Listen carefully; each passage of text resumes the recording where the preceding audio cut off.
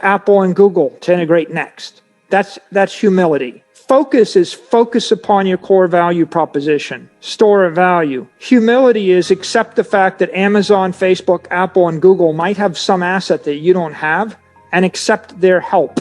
And then harmony is don't thumb your nose at the federal government or the tax authority or the regulators, right? Taxation is not theft, You know, at some point you can say affectionately, tongue-in-cheek, inflation is theft. You might get away with that. I think you cross the line when you say taxation is theft, right? And I think if we're going to live in harmony with the regulators and harmony with the government, then we have a chance to achieve the $250 trillion value proposition. If you're a crypto anarchist and you hate everything about the world, my advice to you would be make Bitcoin successful, make it worth $250 trillion, and your Bitcoins that you bought for $1 will make you richer than Jeff Bezos. And when you have $200 billion of your own money, then you can go and found your own country. And you can be a crypto anarchist or go to Mars and declare, you can do whatever you're going to do. But first, get the money. First, be successful at the one thing you can be successful. And I think that's the lesson I learned. There are a lot of people much more successful than me in business, obviously, right? Amazon, Apple, Facebook, Google. Like, it's not hard to figure out who they are. They're on the front page, right? And more power to them. I think that my experience has just given me an appreciation for focus, humility, and harmony. And when you have a good thing, like don't screw it up. And if there's a biological metaphor for you, it's a chambered nautilus. If you look at a chambered nautilus, it's nature's solution to growth under pressure. It starts small, and then it wraps around itself. It builds a shell twice as big again, twice as big, and geometrically it creates this golden triangle or golden mean. And it's always using its past assets as the superstructure, the foundation for its next expansion. And it grows 10,000 feet down, right?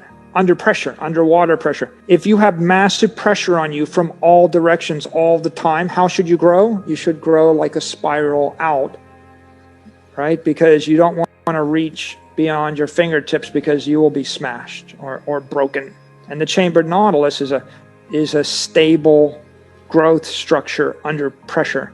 And I think we can learn a lot from that when we're thinking about how the industry evolves and how you evolve any particular business or product or service. I think that right now we're just in a situation where a lot of people still aren't focused. I mean, they're still not really, there's so much noise and they've got so many other things on their plate that they haven't really focused upon this as an extraordinary engineering breakthrough that's going to change the course of humanity. I don't think that Paul Tudor Jones or Stanley Druckenmiller or Bill Miller are really focused on it based upon what they've said. They're open to the idea of it existing, but it's still in a bucket of it's a financial instrument or a hedge of some sort, but they don't really quite get it. They're not thinking that it's a crypto energy reactor that's going to power $100 trillion worth of monetary energy. They're not even considering it. They haven't even considered it and dismissed it. See, like it's not like we disagree. It's just like out there is noise, and somehow we need to get people to focus. And I don't think they're going to start to focus until after, Bitcoin crosses the all-time highs, and maybe when it's double what it is right now, people may actually stop and give it 10 hours or an hour or 2 hours. I'm quite one of the reasons that I'm an enthusiastic evangelist is I'm quite sure that the criticisms from a Nouriel Roubini and a Ray Dalio and anybody else of Bitcoin, I'm sure that they would reverse those criticisms if they stopped for an hour and watched, say, my video I did with Salt Talks with Anthony Scaramucci. Because their criticisms are things like, well, it's a currency and it's not good for payments. I can't buy things with it, and the government's going to ban it. And if they understood it's not a currency, it's not a payment network. When you plug it into PayPal, PayPal becomes the payment network, and their compliance rails solve all the compliance, KYC, AML issues. And now it's a store of value. And by the way, a store of value is appreciating 100% a year on average for the last 10 years. Bing, click. So what was your criticism again? Oh, the government's going to ban it. Okay, really? Like the IRS legitimized it. The head of the SEC just said it was a piece of property. The head of the OCC said that banks can custody it. And a senator just said she's going to explain it to Congress. Tell me again what your concern is? No, they haven't really spent an hour. At least they haven't got the right information. So if I tweet, I'm not tweeting to convince anybody. I'm tweeting hopefully so that they'll click on that link and they'll listen an hour. And if they won't click on the link, maybe someone that works for them will watch the link.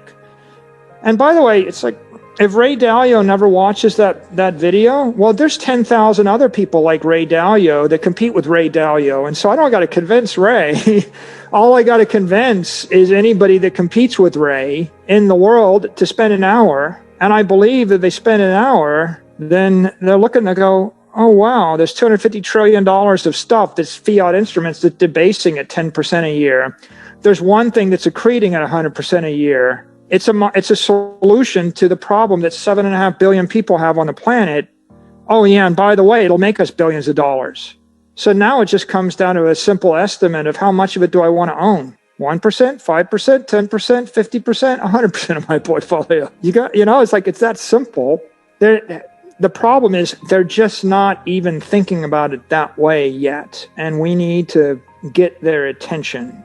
And that will come bit by bit. And we had $500 million worth of cash, which is an asset, which was also a liability. Mm-hmm. In essence, it couldn't be clearer than your shareholders look you in the face and say, we don't value the cash at anything. When you have outside shareholders look you in the face and say, we looked at your company, your cash is worthless, they're sending you a message. So we had to make a decision. The obvious decision is we either give it all back to the shareholders by buying our stock back, and we leverage up the company and we decapitalize, or we invested. We go buy another company or buy something that is more valuable than nothing, or we buy some assets. So we had a challenge, and if you have 10 million shares, you have 500 million, that's $50 a share. Well, when someone tells you that $50 a share is worth $0 a share, you got to do something. So what I did was work through this in a rational fashion. And ultimately, we concluded we couldn't buy another company with it. There's no way to diversify, or there's no accretive acquisition to be had on the horizon. So we went out to the market and we issued a $250 million tender offer combined with a $250 million purchase of Bitcoin. And you know the story of Bitcoin. It's like I looked at everything else and after I dismissed everything else, this is the only thing left. This is the moral hazard of shorting the dollar to leverage up the balance sheet. We found our way to Bitcoin because I thought it was the best thing for the customers. I thought it's the best thing for the employees. I thought it was the best thing for the shareholders. I thought it was the best thing for our vendors. And it's worked out so far, right?